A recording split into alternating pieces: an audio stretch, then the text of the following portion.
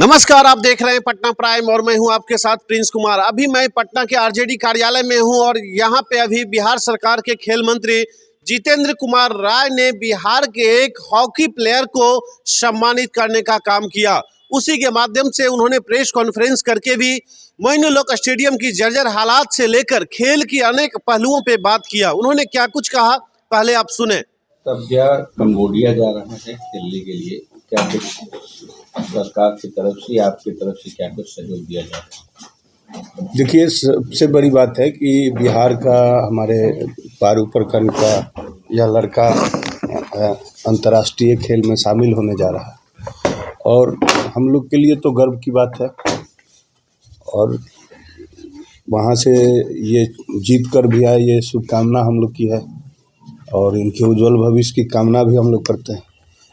जहाँ तक आपने प्रश्न किया कि राज्य सरकार से, तो आप भी जान रहे हैं कि राज्य सरकार का कई खेल विधाओं पर फोकस करके काम चल रहा है।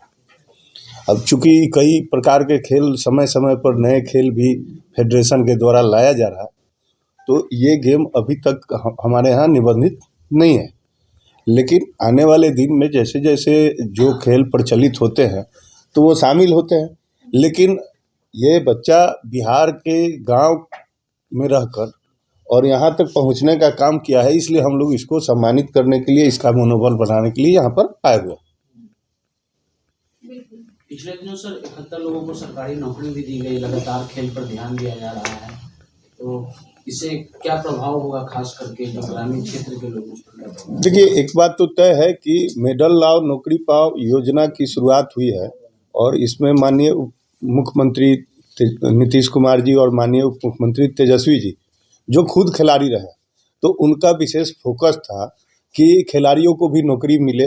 क्योंकि बहुत सारे खिलाड़ी पहले के ज़माने में मेडल लाते थे और रोड पर भटकते थे, तो खेल को भी और बढ़े और बिहार खेल के क्षेत्र में पूरे विश्व में जाना जाए, इसके जो प्रयास चल रहे हैं उसी कड़ी में ये योजना का शुरुआत हुआ। एक तरह से काफी आलोचना में भी मोइनुल हक स्टेडियम में जो मैच हो रहा था, वहाँ की व्यवस्था को लेकर के, लड़ाई झगड़ा को लेकर के काफी बिहार के बारे में नेगेटिव चीजें गई कि देखिए मैच तो हो रहा है लेकिन व्यवस्था एकदम खराब चल रहा है। उस पर आपकी क्या करने जा रहे हैं? ये किसी भी विषय का दो पहलू होता है, एक पॉजिटिव और एक नेगेटिव। आप जान रहे हैं कि कई वर्षों के बाद बिहार एलीट ग्रुप में शामिल हुआ और बिहार में रणजी मैच का आयोजन हो रहा है। महाराष्ट्र जैसा राज्य का टीम यहाँ पर खेलने आया, उसमें कई इंटरनेशनल प्लेयर भी आए और वो मैदान में खेल रहे हैं और बिहार आने पर पूरी तरह संतुष्ट हैं। मैं बोल रहा हूँ, उसी जगह पर जा रहा हूँ।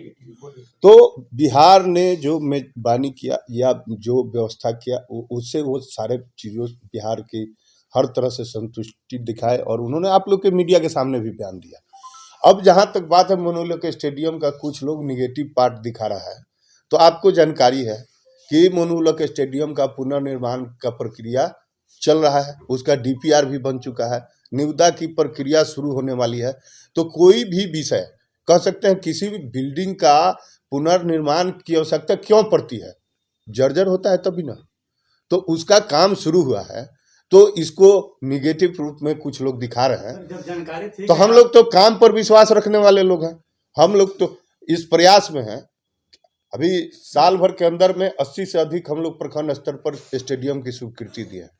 मोइनुल हक स्टेडियम में भी जल्द काम लगे, इसके लिए डीपीआर उपीआर सब रेडी हो चुका है। स्टेडियम में जहाँ पर अंतर्राष्ट्रीय खेल हो सके, इसकी बात हो रही है। अब ये तो अभी आप जो हमसे सवाल पूछ रहे हैं, हम तो इस साल भर में बहुत सारा काम किए हैं और पहले से यहाँ पर इंटरनेशनल स्टेडियम राजगीर में बन ही रहा है। सर, पहले से जानकारी थी कि वहाँ पर मैच होने वाले थे, कम से कम सफाई की तो व्यवस्था होनी चाहिए थी सर। बिल्कुल जंगल में तब्दील है वो जर्जर स्थिति में है, जर्जर स्थिति में है और वहाँ पुनर्निर्माण की प्रक्रिया चल रही है। तो उस विषय पर तो मैं समझता हूँ कि बहुत निगेटिव सोचने की आवश्यकता नहीं है। क्रिकेट एसोसिएशन की तरफ से सर 2 टीम आई थी खेलने के लिए पहला दिन, जी क्या बोलेंगे? क्रिकेट एसोसिएशन की तरफ से 2 टीम।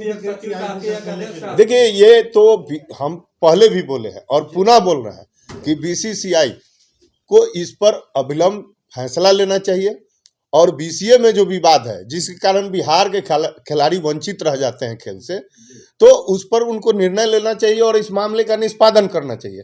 चूंकि ये संघ का इंटरनल मैटर है, इसमें राज्य सरकार की कोई भूमिका तो है नहीं, आप भी जान रहे हैं इस विषय को। हम लोग भी अपने तरफ से बीसीसीआई को चिट्ठी लिखने का काम करेंगे कि बिहार में आपका आपस में जो खींचातानी है, जिसका नतीजा है कि सचिव के तरफ से एक अलग लिस्ट जारी किया जाता है और अध्यक्ष के तरफ से अलग लिस्ट जारी किया जाता है। तो ये सब जो निगेटिव दिखाया जा रहा है, तो ये कहीं कह सकते हैं कि कुछ लोगों का साजिश है। अब जहाँ तक हम लोग की बात है, तो हम लोग खेल में तो कई पॉलिसी लाने का काम किया। अभी हाल में मान लीजिए हम लोग स्कूली गेम में नगद पुरस्कार दे रहे हैं, जो बिहार देश का दूसरा राज्य बना है। मेडल और नौकरी पाओ हम लोग शुरू किए हैं।